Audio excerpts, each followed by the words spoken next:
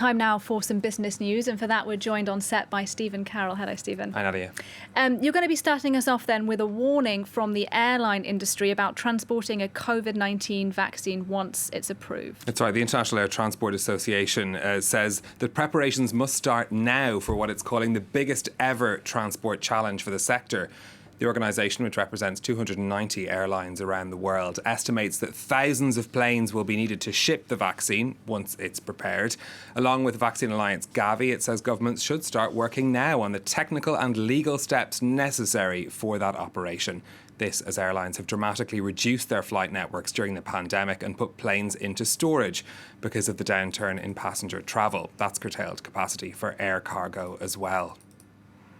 Meanwhile, the parent company of British Airways in Iberia says it's cutting more flights between now and the end of the year. IAG, which also owns Aer Lingus, says its September to December schedule will see capacity at just 40% of what it was in the same period last year. The group is blaming quarantine restrictions for what it's calling a delayed recovery in air travel. It's not now expecting flights to return to 2019 levels until 2023.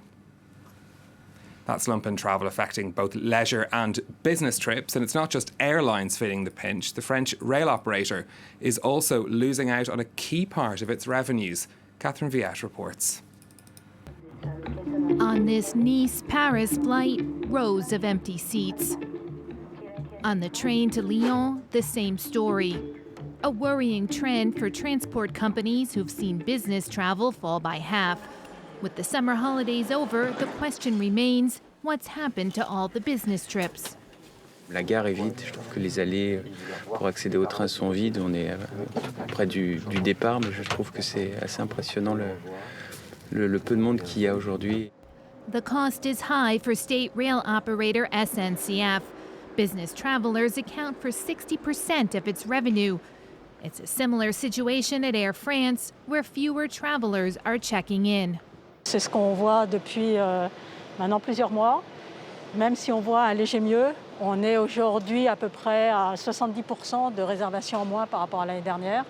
Businesses are worried about having their employees travel for work. Je voyageais quasiment toutes les semaines, maintenant une fois par mois. Companies instead opting to use video conferencing like Zoom or Skype. To woo back business travelers, Air France has announced no-fee ticket cancellations, while SNCF is offering a €100 reduction for cardholders of its Liberty Frequent Travel program. C'est une opération parmi d'autres. En fait, on va continuer à s'adapter en fait à la situation. Even if the health situation improves, travel companies worry that business travelers may not return. Facebook is facing a new inquiry into how it handles European users' personal information. Ireland's data regulator has begun an inquiry into how data is moved to the United States by the social network. This follows an EU court ruling in July which struck down the previous legal framework that governed these kinds of transfers. Now Facebook must reply to the regulator with how it plans to manage EU citizens' data or risk being told to suspend such data sharing. It's a step with potentially massive implications for how US tech giants do business in Europe. Another big issue facing tech giants is proposals for a tax on digital revenues. France wants a formal European Union-wide proposal for a digital tax to be on the table by March of next year. That's as Paris fears the United States will block the currently stalled talks at the OECD on the issue. A proposal for an EU-wide levy on digital revenues failed to secure the required unanimous agreement of member states the last time around. France is one of several European countries who've announced their own tax in the meantime, provoking threats of retaliatory tariffs from Washington. Staying in France, one of the country's biggest supermarket chains has announced job cuts. That's despite an increase in sales seen across the sector during lockdown. Auchan is cutting over 1,400 staff as more shoppers go online or use click and collect services. It's a shift that could have major consequences for the French retail landscape.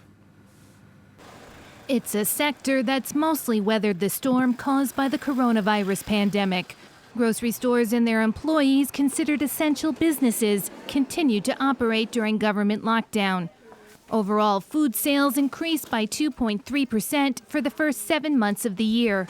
That's why the decision by mega chain Auchan to cut 1,475 jobs has caught the unions by surprise. C'est un peu choquant parce que l'entreprise va mieux. Ah, il y a eu un effet d'aubaine avec le Covid, tant mieux d'ailleurs, puisqu'on a vendu plus de produits rentables, on a fait des plus gros caddies, donc on va quand même moins mal que les années précédentes. Auchan says the move is necessary because consumers' shopping habits have changed. Le Covid a d'ailleurs accéléré ces mouvements vers plus de proximité, plus de digital, plus de local, etc. Et nous avons tardé probablement à faire évoluer nos modèles. Auchan has discovered its megastores or hypermarkets have fallen out of favor with shoppers. It's a problem across the sector, with in-store traffic falling by 2.6% in 2018. Many shoppers now preferring grocery stores closer to home. Between 2008 and 2018, the number of mini-markets in city centers increased by 35%. The coronavirus has only accelerated the trend, as shoppers prefer to either order online and pick up their groceries or have them delivered. As part of restructuring efforts, Auchan says it will create 600 new jobs in its digital department to meet the demand for online commerce, which is booming. The sector is France's largest private employer, with around 657,000 employees. Quick check on what's happening on the markets for you now. Despite the bounce that we saw on Wall Street on Wednesday, European shares trading down this lunchtime. Paris and London seeing the greatest percentage falls, Frankfurt hovering around the flat line. Investors keeping an eye on the European Central Bank for its latest monetary policy decision.